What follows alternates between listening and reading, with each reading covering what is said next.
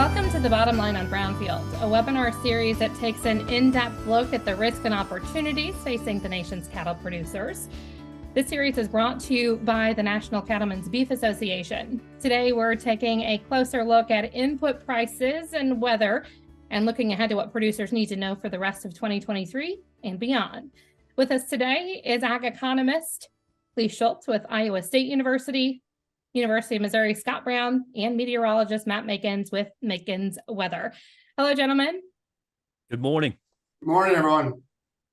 So just to kind of outline where we're going to go today, we'll talk a little bit in terms of feed cost and prospective plantings, and then we'll get into a weather outlook, and then we're going to go back and forth and talk a little bit about some things that producers can do to mitigate some of their risk.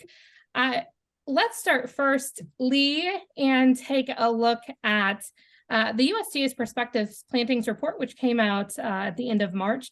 And it looks like it's going to set producers up for a better, maybe some opportunities for producers in 2023. Sure, and I certainly like the coming crop as we look at 23, 24. Given what maybe some expectations are, but it's still early, right? So we've seen corn acreage come in about 4% up from 2022. That'd be about 92 million acres. Soybean acres, they increased a bit as well. We've seen wheat acres are also up. I think the corn acres were a bit on the upside of industry expectations. Soybeans, maybe a little bit on the lower end of expectations. I think a big thing to highlight, though, is, planting season is officially started, but we are really early on in that start, right? So, I'll take this last weekend, for example. We've seen a major change here in the weather, here in the Midwest and Iowa. Places like Wisconsin got feet of snow, right? And so I think, there's a lot to be said about what will happen over the next several months. We're 3 months out from the June acreage report, which will kind of confirm or change what those intended plantings were into realized plantings. So I think, as we look forward, I think we have the potential to see, lower input costs as it comes to feed as we get into the new crop production. But there's a lot of time until we get there, until we realize maybe some of those lower prices. And I think, too, it's interesting, Lee, as you look at what happened last week, I think there was a whole lot of folks in the Corn Belt that went full throttle when temperatures warmed up. Maybe everybody's a little bit anxious. Does this kind of give us a reset and pull us back a little bit, like we've seen some in recent years, and maybe wait things out a little bit longer and getting that crop in the ground? Well, I think it's to be determined, right? As we look at the weather, I think I know we have a weatherman on here to talk about it, but as we look at, what we're expecting here in the next 14 days or so, it's maybe similar normal moisture patterns, maybe, but a little bit colder, right? So that has an implication for planting potentially. I think we maybe have at least made some of the decisions on what crops we are going to plant because of some of those input costs and what we've seen last fall. So I think some of those decisions kind of have been made. Obviously, some things could change as weather impacts that. But, I think we're going to really look at those crop progress reports, right? I think, as I look, places like Missouri were maybe even a little bit ahead of schedule. We'll see here later today what, Iowa was happening. I expected maybe a little bit more to go in the ground over the weekend, but given the weather we had, I think we're going to back off a little bit on that. Scott, we're going to talk to you as well, and we're going to talk hay, but before we get into a little bit of the hay outlook, we're going to talk FAPRI and the numbers that they came out with. As you look at corn and soybean crops, talk to me about how you're talking with producers about risk management and how things are setting up for this year. Yeah, for sure, Megan. So I always go, tell me what the weather's going to be like this summer when we're growing the crop, and I'll tell you whether we're going to have higher prices or lower prices. So I set Matt up to give us the absolute right answer at the end of the day. But to come back and say, so we may or may not get 92 million acres of corn in the ground. Lee's right. We're in the middle of it. I'll say field work happens a lot more quickly than it did in the past. so we can catch up really quickly if we need. So spring weather is going to matter, but ultimately where we're at late June, early July, when we're trying to make that crop, it is going to be important. You know, I look at the work my colleagues have done here at FAPRI. They're projecting 181 bushel corn yield this year as kind of trend yields. And if we hit that trend yields, that's a roughly 15 billion bushel corn crop in the bin this fall.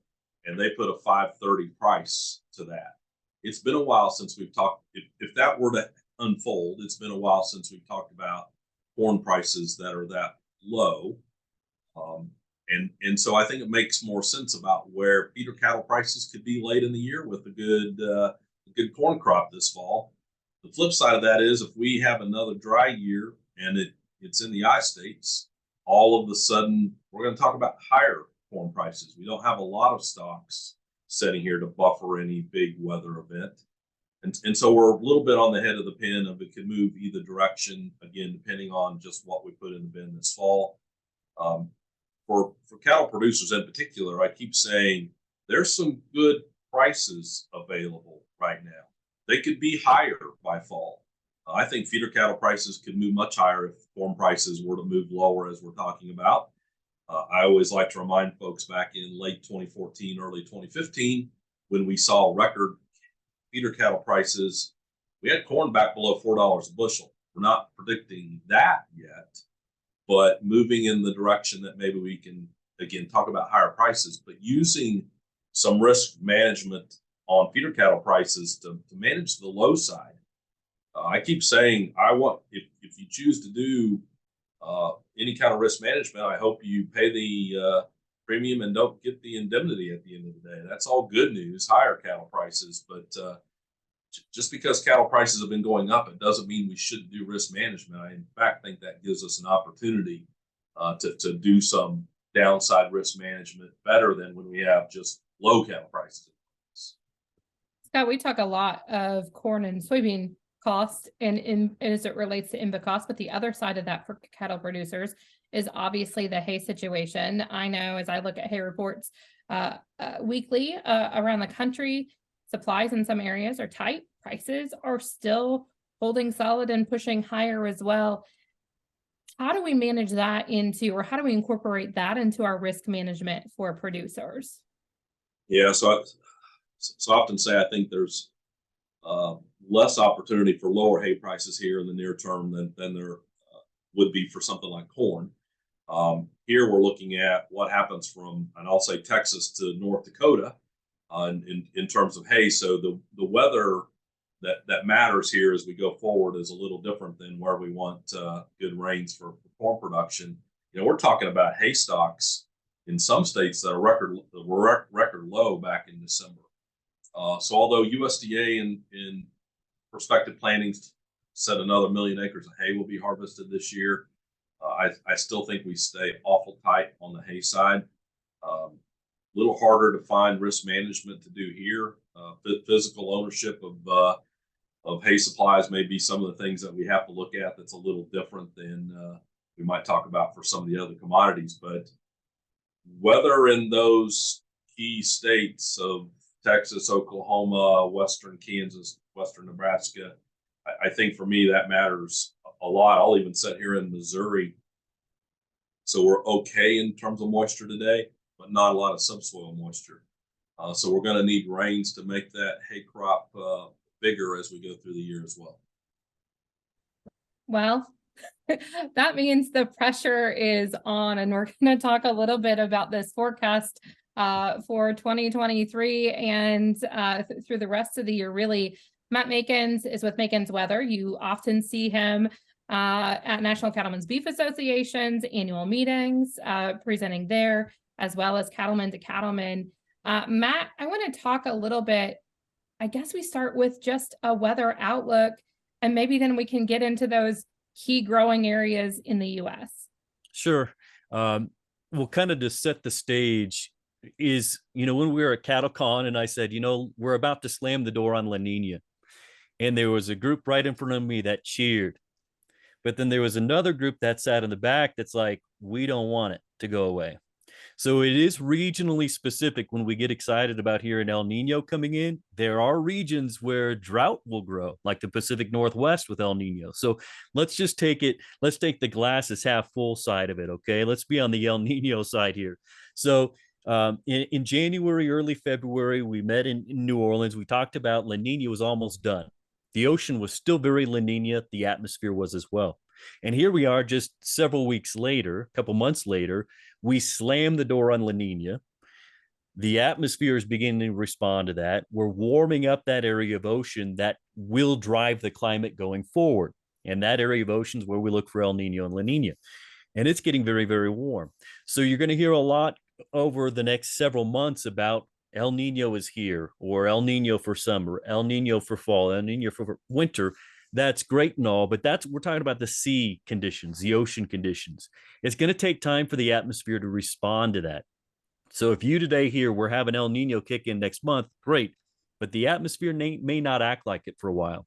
So as we look for the rest of spring and through summer, I personally am not planning on a robust El Nino pattern across the country.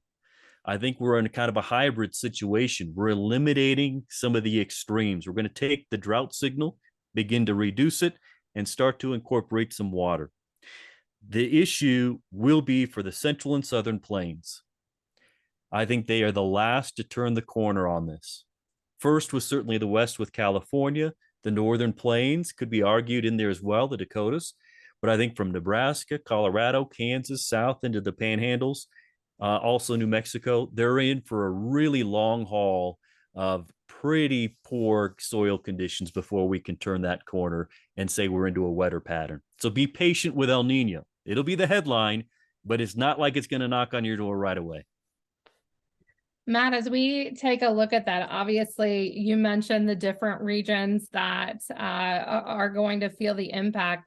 Let's start first and take a look at the Eastern Corn Belt as we break out those kind of weather outlooks for our listeners and our viewers. Matt, as you look at the Eastern Corn Belt for this summer and into this fall, walk us through kind of what your models are showing and what growers maybe can think about or maybe start to expect for the growing season. Sure. We've seen the eastern areas really improve greatly throughout the fall and the winter. Drought's pretty much gone there, is gone. There's some abnormally dry areas, but that's getting into the technicals on it. So we've seen great progress already for the Eastern Corn Belt. And to have El Nino kick in fully would imply a drier outlook there. But I'm not going full bore El Nino for the growing season. So I think we do time out the precipitation well enough. The Eastern Corn Belt probably does very, very well in the end. I think some near-term issues would be just how wet they are now. How many areas are going to be delayed getting the stuff in the ground? How many delays will there be progressively throughout the season just because of how soggy it has been? But bottom line, I think Eastern Corn Belt has a much better outlook this year than it has for the last couple. And we've already started that by eliminating the drought in that region. I think it's interesting. I know I talked to some farmers in Ohio last year and this year. And obviously some challenges getting into the field last year because of weather and precipitation issues, and have had some maybe similar type delays to kick things off. Do we look for do we get concerned about delays? And maybe that's a Lee and Scott question about planting delays in the eastern part of the U.S. I would defer to the experts, but there is going to be enough of an active weather pattern. I personally would be looking to read headlines of this area is delayed, these counties are delayed. The duration of that delay is one thing to get things started. And before they answer that, I'll just end by saying, as we grow into the El Nino environment later in the season for harvest and things, look for prolonged periods of drier weather for the Eastern Corn Belt with El Nino, and that can improve the tail end of the season, even if it has a slower start. But I'll defer to them on what kind of delay would be super impactful. Scott, at what point do you start considering delays a challenge in terms of production? Yes, so it's a good question. I mean, we're sitting here right now where we have time.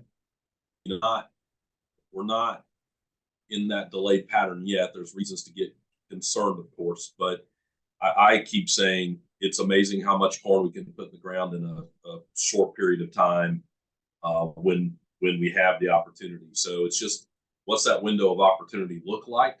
And so I don't want to, again, I'm careful about saying, well, we're already in a problem. Maybe some of the colder, wetter areas are going to be problematic in terms of making a shift maybe away from corn towards something like soybeans. But at this point, I just think we're too early. And Lee very well pointed out that we're all going to start looking at 30 to figure out what planted area really looked like. And until we can get a few more weeks down the road, we're all just going to guess. That's why I sit here and I go, such a head of a pin that we're on. If we get delayed and we get, I don't know, 90 million acres in the ground, I don't know what the right number is for corn for sure at the low end, we still have decent yields. That's still a pretty good crop in the bin this fall. So I'm more interested in what's the yield potential look like when we get out there June and July than being in too much of this discussion about delayed planting right now. I still think the economics suggest corn over beans is the preferred crop for some of these folks. Matt, let's move. Oh, Lee. Well, the one thing I would add, and I think Scott hit on it perfectly, and how he ended was, the economics point to corn. I think that's a good part of that 4% increase in acreage. But also that 4% increase is probably some last year that was too wet that we didn't get in, that went to soybeans, right? That we're more optimistic maybe that this year it will go to corn, right? And so obviously those are intentions at this point, but I think the optimism are, we are going to get into the field early, and we're going to see those acreage kind of come to fruition that maybe we didn't last year. So I think, again, there is that buffer there. Yields are going to really help, I think, dictate how big the crop is, but how big of a bumper crop, certainly the acreage is part of that. Matt, let's move west and take a look at the Western Corn Belt. For the West, they're going to struggle. Nebraska had a lot of snow there going through Christmas and the New Year, record amount sitting on the ground, record duration for snow on the ground. Still technically in a drought there because frozen soil does not really absorb much water at all. It's a fraction, so it runs off.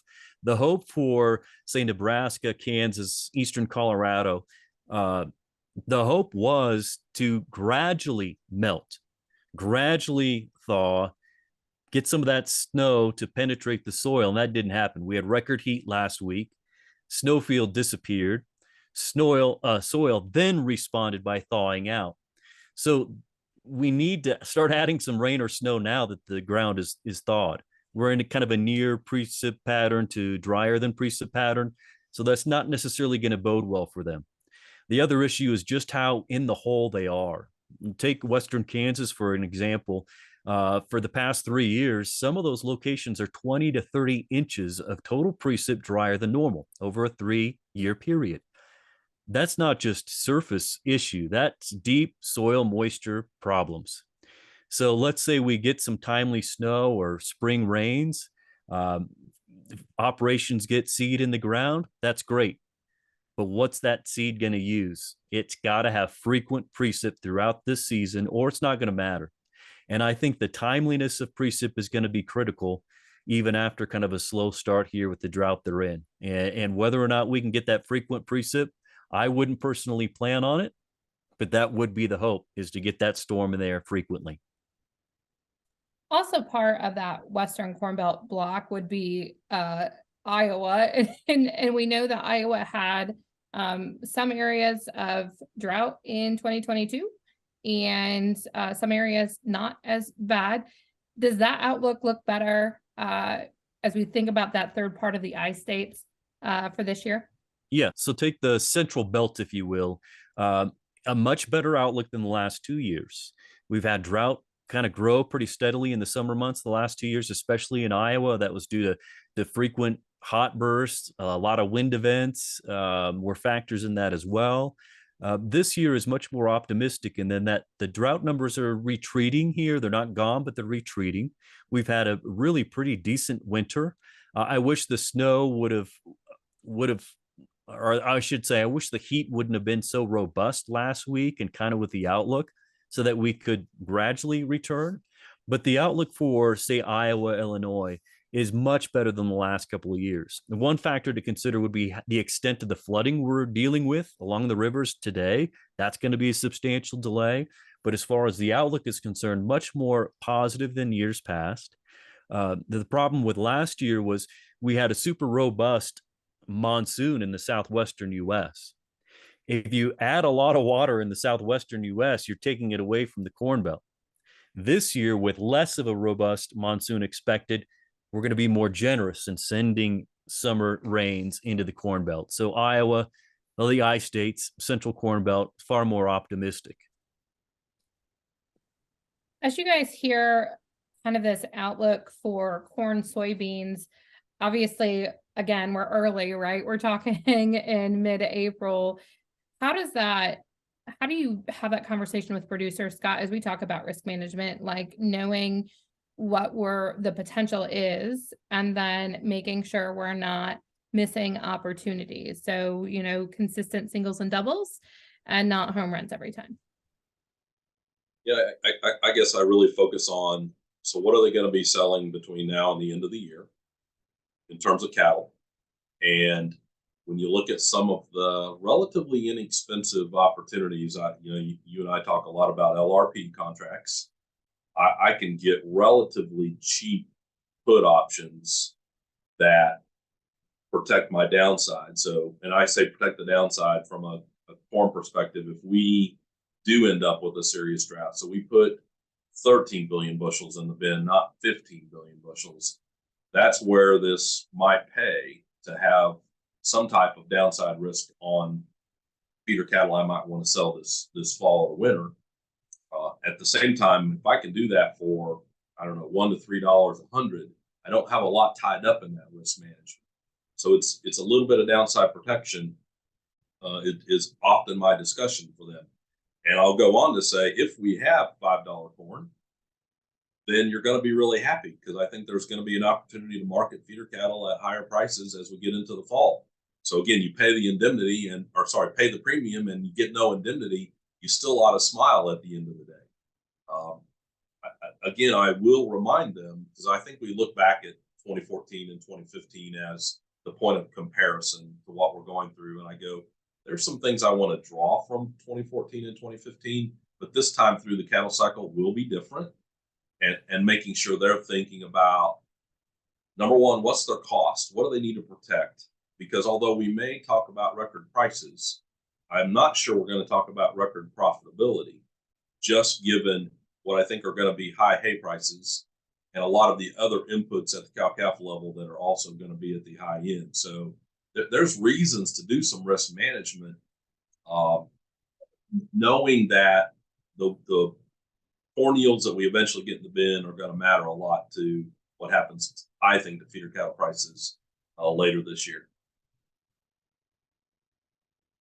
Matt, as we finish up taking a look at some of these weather outlooks, you brought a little bit of the conversation about the Dakotas. South Dakota's seen some, I would say, fairly significant improvement over the last few months. And as I talk to cattle producers in South Dakota, their optimism has changed dramatically.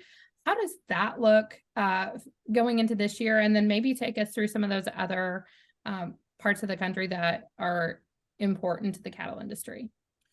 For the northern plains, winters can do okay there. You can get some really nice snow and things, but really you want that precip spring and summer. That's when your annual totals are when you got to get them. And so it's nice to have a surplus, kind of technically, to get the ball rolling, right? I think there will be enough frequency of precip after they've melted the snow off now. The pastures ranges are going to be starting off much, much better than they did the last couple of years. When we hit, probably a critical time is going to be the second or third week of May. we're going to need to get some good rainfall in there about that time. And if that happens, pastures are going to do great, probably for the rest of the season for a lot of those producers. So we got to get that moisture in mid to late May or very early June, I think. And then we're going to start to turn that dial up on the heat. The frequency of precip for the summer is going to be dictated in part due to how strong the monsoon is or how weak it is. But for the Dakotas, especially South Dakota, my family has land in northeastern South Dakota. I'm like, we're in much better shape. I know you guys are miserable with how long the winter has been, but things are going to be green, and it's going to be a beautiful shade of green this year. Guys, we talk about this improvement in optimism for producers looking ahead. Does that speed up maybe the conversation about and looking at inputs just in general about expansion, maybe slightly than we have, depending on what the growing season, how it shapes up?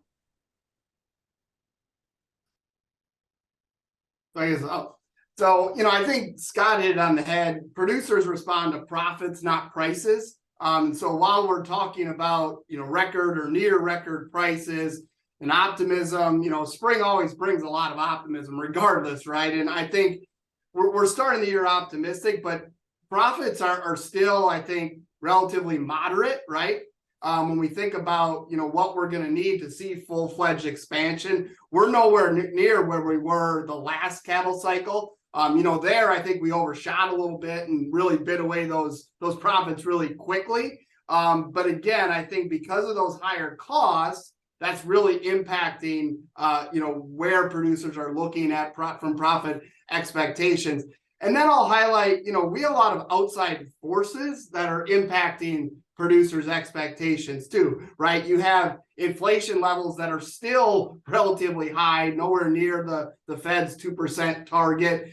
Interest rates, which, continue very high. You mentioned the FAPRI projections. I noted on those that, those projections note interest rates do not return to pre-pandemic levels out to 2032, right? And so that, I think is impacting producers, what they're seeing from what's going on in the broader economy and how that could certainly impact prices.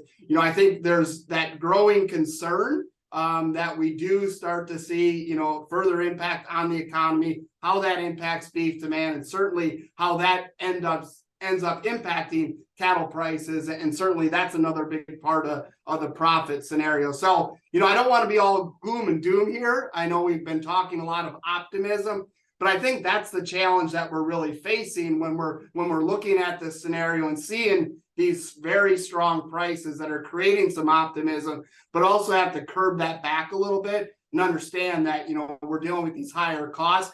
I think that potentially could shape up well as we think about this cattle cycle, right? As we think about maybe we have a little bit more longer sustained profits. They're maybe not at the levels that we had seen with the last expansionary phase, but that allows us to really, work through and slowly expand this cattle herd. And I think maybe that sets us up a little bit better going forward.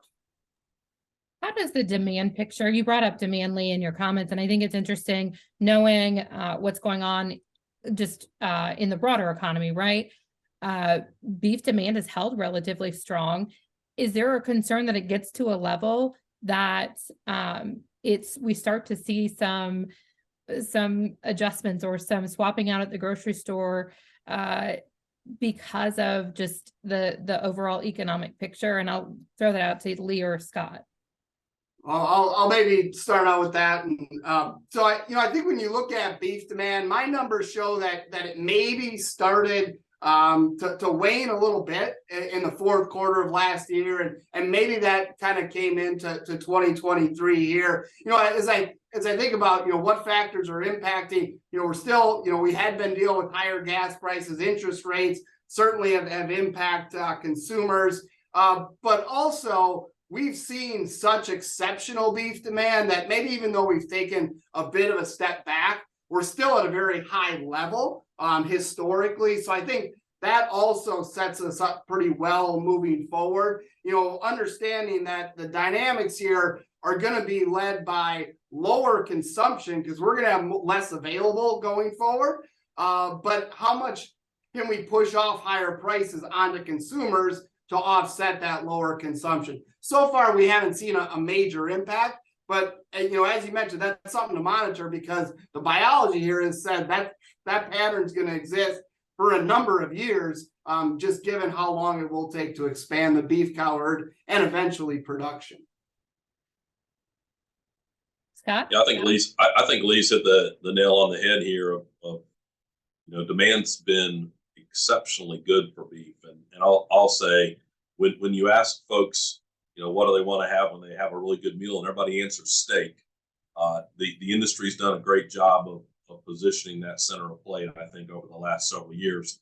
If that were to change, which I don't want to suggest that's getting ready to happen, but we do go through cycles, it seems like, here, and tastes and preferences of consumers matter in this discussion as well. To the economy, I think there's more downside risk still sitting there than upside. However, I think that's for lower income consumers, not higher income consumers. So maybe the steak demand stays, or the higher quality beef demand stays stronger.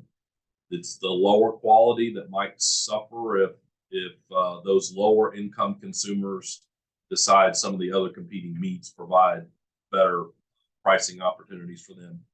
I think we know we're going to see some cheaper pork this year, given where we've started. I think chicken all depends on high path avian influenza as we go through the year, but we could continue to see cheaper competing meats. I've been of the opinion that there's less substitution among these meats today than there was 10 or 15 years ago. So I don't want to overplay that cheaper pork and chicken story. But again, there's reasons to be concerned, and neither one of us talked about international markets. China matters in this discussion. You could talk about an Australia herd that's beginning to recover that maybe competes better in some of these markets that we've been doing really well of late. So the international side will matter as well, Megan. Gentlemen, I appreciate your input today and your thoughts. Before I let you go, we'll do just some final closing comments. Matt, I'm going to start with you. Just a kind of a brief summary and some things maybe that folks need to take away for the rest of 2023. We'll look for a gradual transition into an El Nino-like phase. And that's going to happen through the summer and the fall and the winter. But also keep in mind that when you hear that, really El Nino or La Nina for that matter, they're much of a larger impact in the colder months. Summer can be hit and miss with either one, but really it's the fall, winter, and spring where they bring us the biggest impact in terms of precip. I think one last parting note will be that whether you look at government websites or other seasonal forecasters, other nations for that matter, you're going to see a very wide difference in the summer and fall outlooks. And just a background on why that is that we are all debating A, the strength of El Nino in the oceans, B, how much the atmosphere will want to act like El Nino, and C, in my personal opinion, is the biggest impactor, and it's the record cold Pacific Ocean that's sitting off of California, Washington, Oregon. That is tremendous cold water that will have an impact on this El Nino cycle. So as you look at various seasonal forecasts for the summer, they're going to be wildly different. And if you have questions about it, reach out who forecasted and why they believed what they believed. And that can give you a basis for your risk management as you look at maybe late for harvest or what you need to do for feed stores for next winter, those kind of things. Lee, final thoughts? Well, I think when you look at the environment we're in, it's certainly a heightened role of price risk management. There's a lot of value in dollars at stake, right? So the values that I'm paying for feeder cattle and marketing of fed cattle really says there's some opportunity there, but there's a whole lot of risk there too. And also we talked a lot about feed inputs. Obviously, that's of top concern to producers. That's a majority of their cost. but there's other costs that have also increased too, right? And so I think when you think about managing risk, it's managing the factors you're able to manage. A lot of times that's feed prices, that's output prices, that's input prices that relates to the feeder cattle, because we know it's much harder to manage those other inflationary costs that we just have to deal with. And so I think that's important to keep in mind is, we're not just managing feed prices because, those could start to decline, but it's also realizing that there's some other costs that are those increases are here to stay. And so that's why we need to kind of more holistically, I think, manage this risk because it's all impacting the producer's bottom line. Scott, final words with you. Yeah, so I guess I kind of look at it this way. I'm standing at the plate, Game 7 of the World Series. It looks really optimistic. It looks like I have a chance to hit a home run. Yet I have the opportunity to protect the risk of striking out, which is likely, part of what happens if I'm standing there trying to hit a home run. So protecting that risk is really important, because I think as we've discussed today, there are reasons for prices for all these commodities to move in both directions. And I'll just say, I think there's more volatility ahead. Volatility gives us an opportunity to protect risk. And so use the tools that you have to help protect the downside. I want folks to be left at the end of the day. I don't want them to have made a bad financial decision that ultimately makes them have to get out of the business. It looks like we have a good run potentially coming here on the cattle side, but let's protect that kind of downside, if you will. And there are plenty of options to do that. If you don't do risk management normally, now's the time to invest in that risk management education. Find somebody that you feel comfortable with to help you do risk management if you're not doing it on your operation today. Gentlemen, thank you so much for your time today, your input and your insight. It is greatly appreciated. Thanks, Megan. Yeah, thank you. Thank you. I'm Meghan Grebner with The Bottom Line on Brownfield, brought to you by the National Cattlemen's Beef Association.